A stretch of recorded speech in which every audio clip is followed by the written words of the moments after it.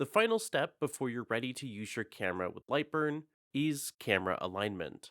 This process calculates any necessary offsets, ensuring that designs placed on an overlaid image match up with the physical location in your laser's work area. To follow along, you must have already added your camera to LightBurn and calibrated the lens to correct for any distortion. Links are available in the description to complete those steps first. If you have an existing calibrated camera from an older version of LightBurn, you can export the .lbcm camera file and import it to get up and running. Unlike lens calibration, which is only based on the camera and can be reused if you move the camera, camera alignment needs to be redone each time you move the camera. To begin camera alignment, click Next after first completing the lens calibration. While similar, in this video we are covering the process using an overhead camera. If you're using a camera mounted to the head of your laser, we'll have a separate video available for this. If you need to recalibrate a camera you added previously, you can select Manage Cameras from the Laser Tools dropdown, then select your camera, click Edit, and click Align to Workspace, or click on the camera alignment icon in the Cameras window. Before you begin, your camera must be mounted in your machine where and how you plan on keeping it during actual use. If you already mounted your laser prior to doing lens calibration, you can proceed. But if you calibrated the lens with the camera outside of the machine, make sure you get it installed prior to moving forward. You also need a laser engravable material to burn the test pattern onto. This should be big enough to burn a pattern that fills most of your workspace. If you don't have a large enough piece of material, you can adjust the pattern size, but the larger you engrave it, the better. If your laser does not have an adjustable height bed, the alignment will be most accurate for materials with the same thickness as the one you engrave the alignment pattern onto, and less precise if you work with materials of differing thicknesses. The greater the difference, the lower the precision will be. In a future video, we'll cover the process of performing multiple alignments using materials of different thicknesses, and enabling a feature that allows LightBurn to interpolate alignments at additional varying heights. It's important that you use appropriate speed and power settings to achieve a high contrast engraving with your machine and material. You'll need to enter these manually or select them from your material library. If you haven't determined the appropriate settings, you'll need to first run material tests to dial in these values and ensure high contrasts and sharp edges in your engravings. With everything ready, the first step is to select which alignment method you'll be using, automatic or manual. Automatic alignment is faster and easier, but if you don't have good lighting or can't produce a high contrast mark, you may need to go with the manual alignment instead. The process between the two methods is very similar, so we'll start with automatic and then jump back to manual to highlight the differences. The alignment wizard displays an overview of the steps you'll need to take. Before we can engrave the alignment pattern, we need to set its location in our workspace and scale it accordingly.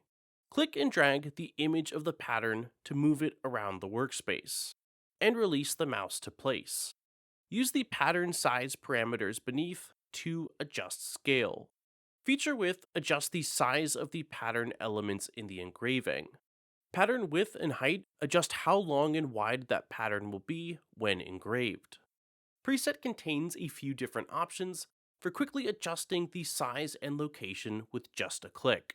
The key considerations are that the location of the engraving is roughly centered in your camera's view, that the total size fits on the material you plan to engrave the pattern onto, and that the elements of the engraving are large enough to be picked up clearly from your camera. Once you're happy with the settings, click Next to continue. Place the material you'll be engraving into your machine.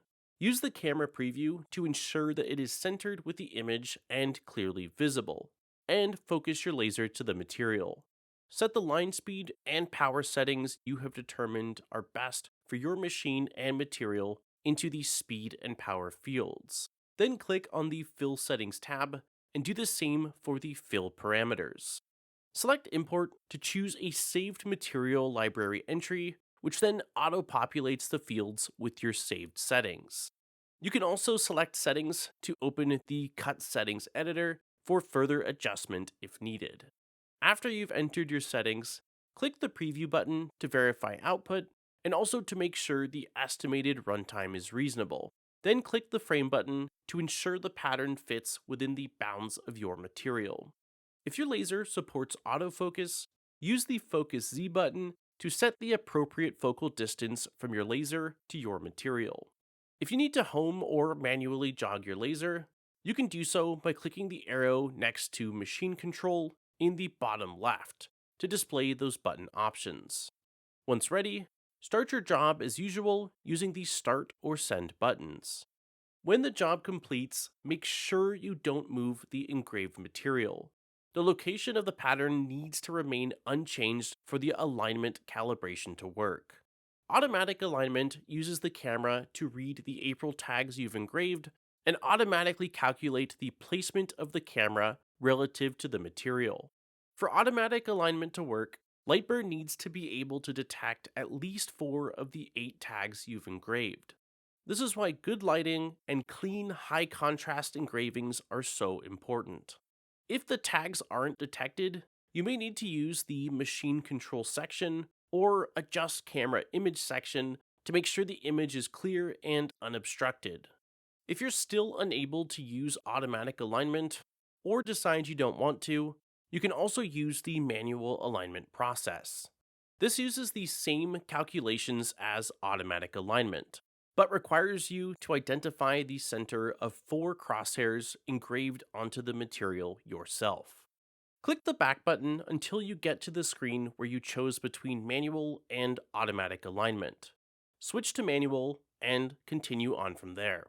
As long as you don't move the pattern and don't exit the alignment window, you can still use the crosshairs on the alignment pattern without having to burn a new one. Attempting to do this while looking at the entire camera image will lead to inaccurate results. Use the scroll wheel to zoom in and out on the camera preview so you can see and select the center of the marks more easily.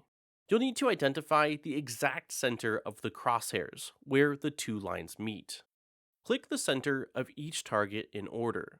If you're not happy with one of your selection placements, press the discard button to remove, and click again to place a new center mark. Repeat this for all 4 corners in order, following the on-screen directions. When you're done selecting all 4 manual targets, you'll see red marks at the center of each crosshair, and red lines connecting each corner. Using either automatic or manual alignment, the final step is to validate LightBurn's results, making sure that the alignment looks correct. Use the grid lines to make sure lines are parallel to each other, and that squares actually look like squares. As long as everything is correct, click Next and then Finish to save your alignment.